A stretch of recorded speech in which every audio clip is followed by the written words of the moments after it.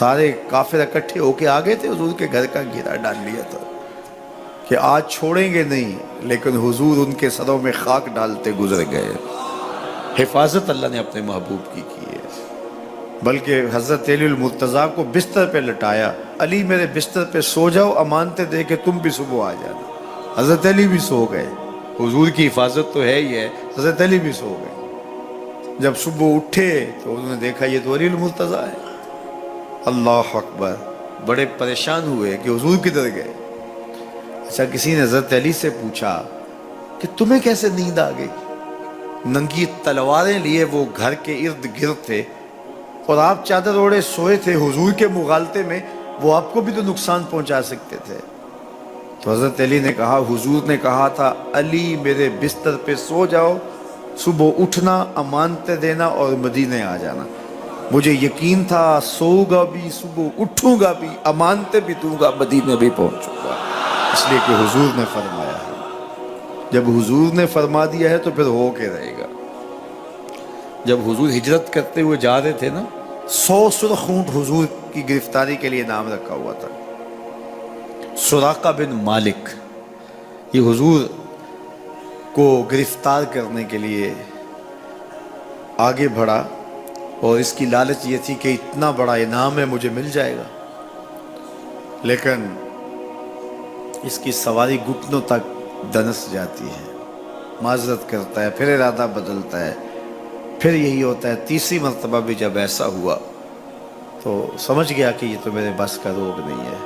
اب اسے پریشانی ہوئی کہ جو آج اس حالت کے اندر بھی اللہ کی اتنی تائید کے سائے تلے ہیں، تو کل جب یہ دوبارہ پلٹیں گے اور مکہ ان کے قبضے میں ہوگا تو پھر میرے ساتھ نہ جانے کیا سلوک ہوگا۔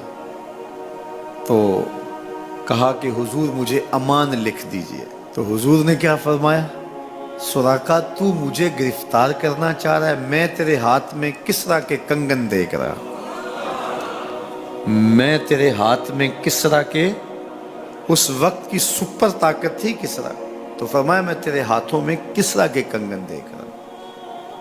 تو حضور سے انہوں نے باقاعدہ امان لکھوا لی۔ اللہ اکبر۔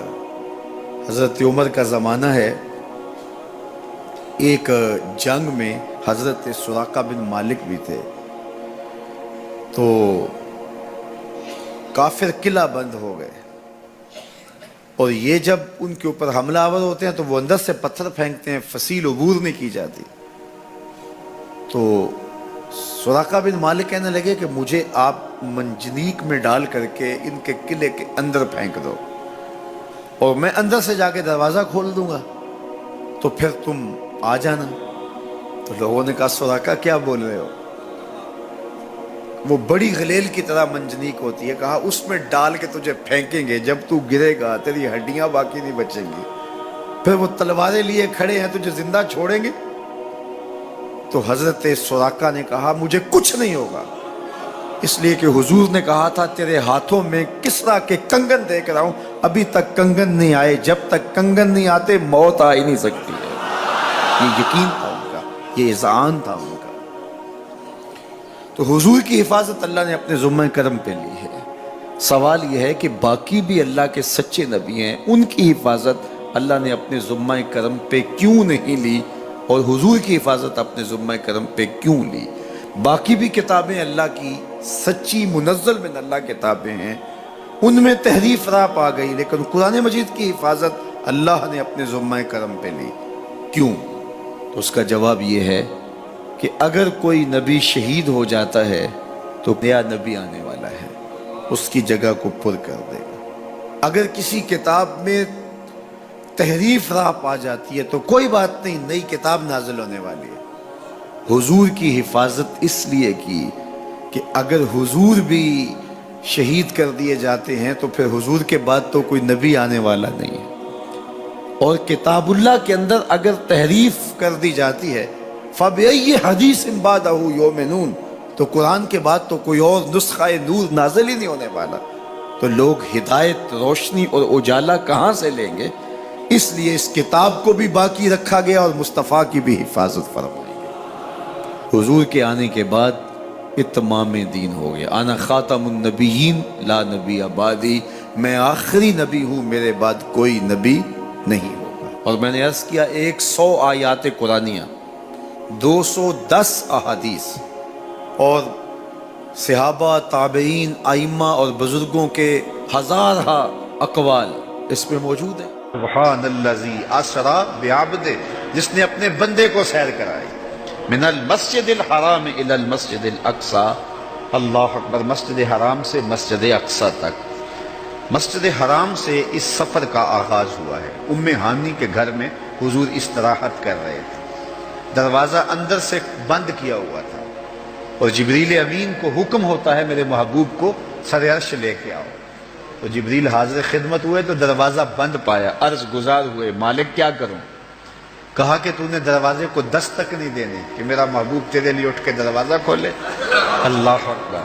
تو مالک کیا کروں؟ کہا چھت سے سوراخ کرو. اور جبریل نے چھت سے سوراخ کیا اور وہاں سے سمٹ کے حضور کے قدموں میں آ بیٹھے. صحیح حدیث میں آتا ہے جبریل کے 600 نوری پر ہیں، ایک پر کھولے تو شرق سے لے کے غرب تک، شمال سے جنوب تک پھیل جائے. اور اتنے بڑے بڑے 600 پر، تو 600 پر جس جسم پہ ہوں گے وہ جسم کتنا بڑا ہوگا. معراج کی شب چھوٹے سے سوراخ سے آیا، دنیا کو بتایا کہ محبوبوں کے در پہ آئیں تو بڑے ہو کے نہیں، چھوٹے ہو کے آیا کرتے ہیں. تیرے ہندیاں سندیاں محبوبہ، اگر آپ کی توجہ ہو تو، تیرے ہندیاں سندیاں محبوبہ، میں کافر ہوا جے میں ہوا. اپنے وجود کی جب تک نفی نہیں نہ کی جاتی کچھ ملتا ہی نہیں ہے. جبریل سمٹ کے حضور کے قدموں میں آ بیٹھا. محبوب اب بھی سوئے ہوئے. اللہ اکبر. تبارک اللہ، شان تیری تجھی کو زیبا ہے بے نیازی. کہیں پہ جوش لن ترانی، کہیں تقاضے وصال کے. کوئی کوہ طور پہ جا کے کہہ رہا ہے رب ارنی انظر الیک، مالک دیکھنا چاہتا ہوں، نقاب اٹھا دے. جواب ہوتا ہے نہیں نہیں تم نہیں دیکھ سکتے. اور ادھر محبوب سویا ہے، جبریل حاضر خدمت کھڑا ہے. محبوب اٹھو، رب انتظار کر رہا ہے. وہ جبریل قبل قدمہ، میرے محبوب کے قدم چوم لے. تو جبریل نے اپنے کافوری ہونٹ حضور کے قدموں پہ رکھ دیے. قبل تفعیل ہے، تفعیل کثرت ماخذ چاہتا ہے، یعنی اس کا معنی یہ نہیں کہ ایک بار چوم، اس کا معنی ہے بار بار چوم. تو جبریل حضور کے قدم چوم رہے ہیں. بشر تے چادر تان کے ستا، نور چمے پیا تلیاں. بشر تے چادر تان کے ستا، نور چمے پیا تلیاں.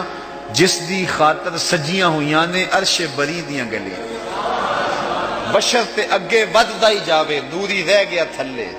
جس ویلے انہوں ود دیاں ویکھیا، آکے بلے بلے بلے. کوئی حد ہے ان کے عروج کی، بلغ العلاب کمال. حضور علیہ السلام کو ام ہانی کے گھر سے حتیم میں لایا گیا. صحیح حدیث ہیں. حتیم میں لا کر حضور کے صدر انور کو چاک کیا گیا، اور قلب اطہر حضور کے سینے سے نکال کر کے ایک تشتری میں رکھ کے آب زمزم سے غسل دیا گیا. اور حضور فرماتے ہیں یہ سارا منظر میں کھلی آنکھوں سے دیکھ رہا ہوں. حضرت امام بدر الدین عینی علیہ رحمہ عمدۃ القاری شرح صحیح بخاری کے اندر لکھتے ہیں کہ جو ہی حضور کے قلب اطہر کو دیکھا تو جبریل اشش کر اٹھے.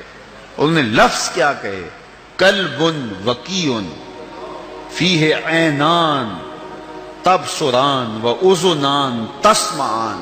واہ واہ، کیسا دل ہے جس میں 2 آنکھیں ہیں جو دیکھتی ہیں، 2 کان ہیں جو سنتے ہیں. حضور کا دل عام لوگوں کے دلوں کی طرح نہیں ہے.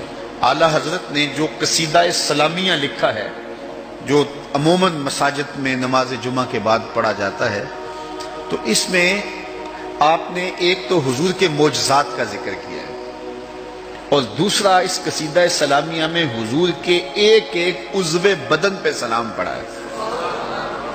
کبھی انگلیوں پہ سلام، نور کے چشمے لہرائیں دریا بہیں، انگلیوں کی کرامت پہ لاکھوں سے. کبھی ہاتھوں پہ سلام، ہاتھ جس سمت اٹھے غنی کر دیا، موج بحر سماحت پہ لاکھوں سلام. کبھی بازوؤں پہ سلام، جن کو بارے 2 عالم کی پرواہ نہیں، ایسے بازو کی قوت پہ لاکھوں سلام. کبھی ہونٹوں کو سلام، پتلی پتلی گلے قدس کی پتیاں، ان لبوں کی نزاکت پہ لاکھوں سلام، کبھی حضور کے سر انور کو سلام جس کے آگے سر سربراہ خم رہے، اس سر تاج عزت پہ لاکھوں سلام۔ ایک ایک عضو بدن پہ سلام پڑا ہے، تو ایک ایک عضو پہ سلام پڑھتے پڑھتے جب اعلی حضرت حضور کے دل پہ آئے تو اعلی حضرت کا قلم رک گیا۔ اور اب اعلی حضرت کی یہاں بولی دیکھیے، یہاں آئے تو بولے دل سمجھ سے ورا، ایک ایک عضو کی بات کی ہے، احادیث بھی ملتی ہیں، اب حضور کے دل کے بارے میں کیا لکھوں؟